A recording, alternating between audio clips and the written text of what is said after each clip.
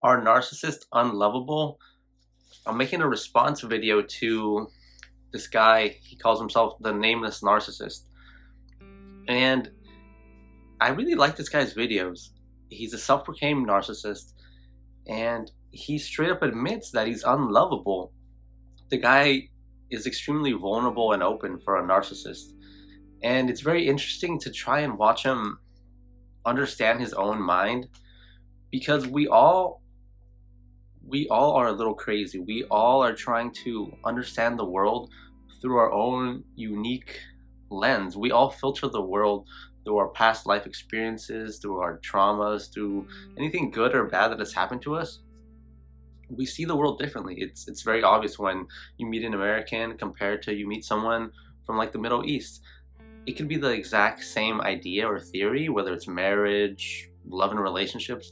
They could have completely different theories and ideas on the same subject, the same thing, but because everybody is changed and molded by their past experiences, they they've set their own opinion. But the reality is, when someone is very high on the spectrum of narcissism or any cluster B type personality, it's not that they're unlovable. Nobody is really unlovable. I mean, Jeffrey Dahmer's dad loved him.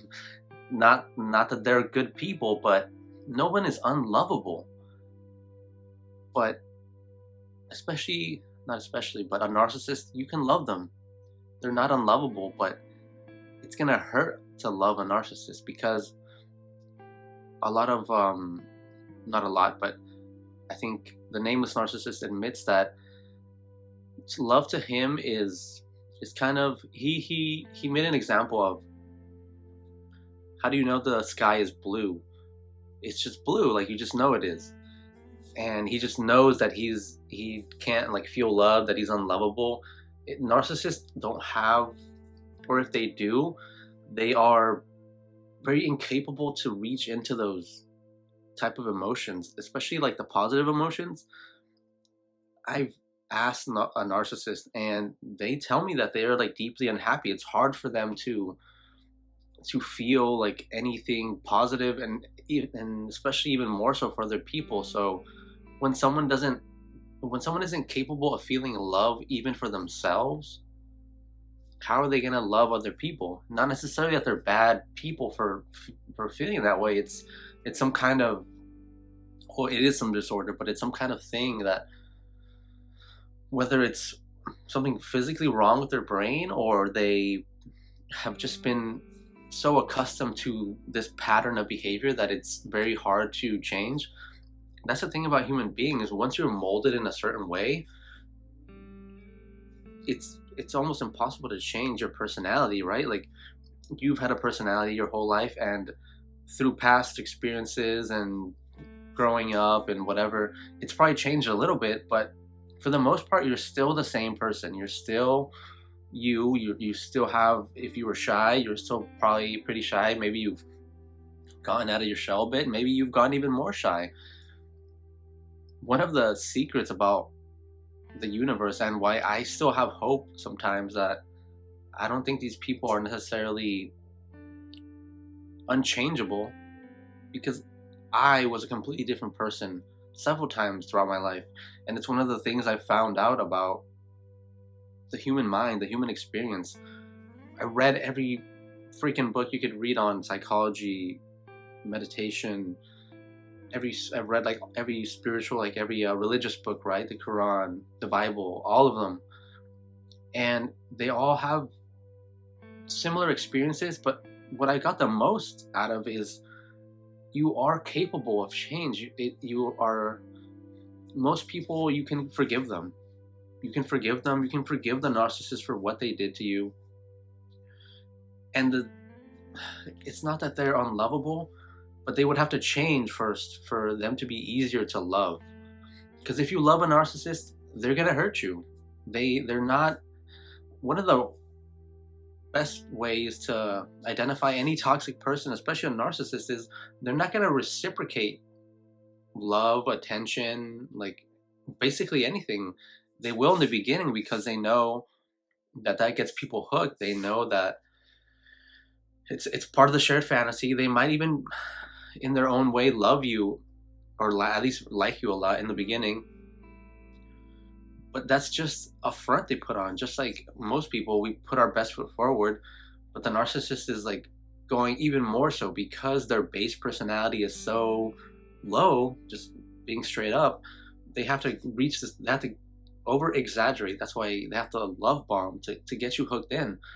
But then it's because most people like are at a very even level, and then they, you meet someone and you put your best foot forward and you're maybe up here, but a narcissist has to like go from way down here and shoot all the way up. That's why it feels so jarring when all of a sudden, why is this person like a completely, they went from like being the most ideal partner in the world to being like this sociopath who yells at me, and like that's why it's they aren't able to access those emotions. So they're putting up a front, they're putting up an idea of what love is, and it's even more engrossing because they don't necessarily know what it is on a deep emotional level. They never really felt it, so they have to mirror you. So that's what they say in psychology, that when you fall in love with the narcissist, you fall in love with yourself. And that's one of the most interesting experiences. It was a very like spiritual awakening experience for me. I learned so much from the terrible things I went through with my narcissist. It's that I almost fell in love with myself. It's almost, I think when people get really attached to a narcissist, it's because they've they don't love themselves. They're either too codependent, or they were raised by a narcissist and they have low self-esteem. I mean, I was a mix of all those things. And one of the best things I gained from, even though like before them I was still a very confident person, I was at one of the like healthiest mental states I've been in, and then I met the narcissist.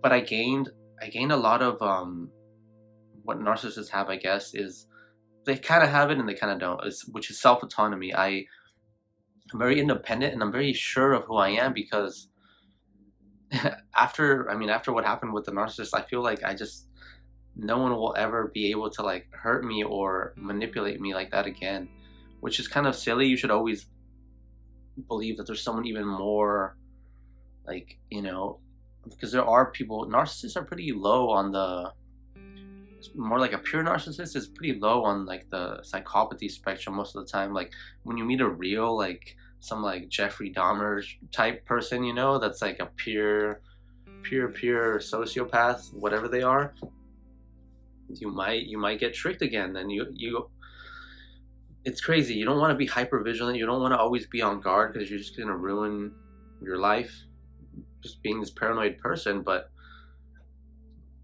you also don't want to believe you're invincible, because you're not. Human beings are, and especially when they are like a cluster B person, they're very dangerous. Human beings are the most dangerous animal on the planet. But at the same time, everyone's worthy of love. Everyone's worthy of forgiveness. And it's tough. It's tough when you fall in love with someone that and it's not that they're unlovable, but it's going to be hard to love them, and they're most likely never going to reciprocate that love to you. And if that isn't proof enough that you need to walk away from the narcissist, or at the very least give up hope that you're ever going to be in a healthy relationship with them, you should, because they are capable of change. But it's going to take so much effort and time and resources and everything. And if the person isn't willing, then you're better off. You really are just better off loving them from a distance and moving on with your life. That is, it's cliche at this point that it was like, go no contact, this person is unlovable, blah blah blah. They got half of that right. The narcissist is lovable, but I guess they aren't dateable.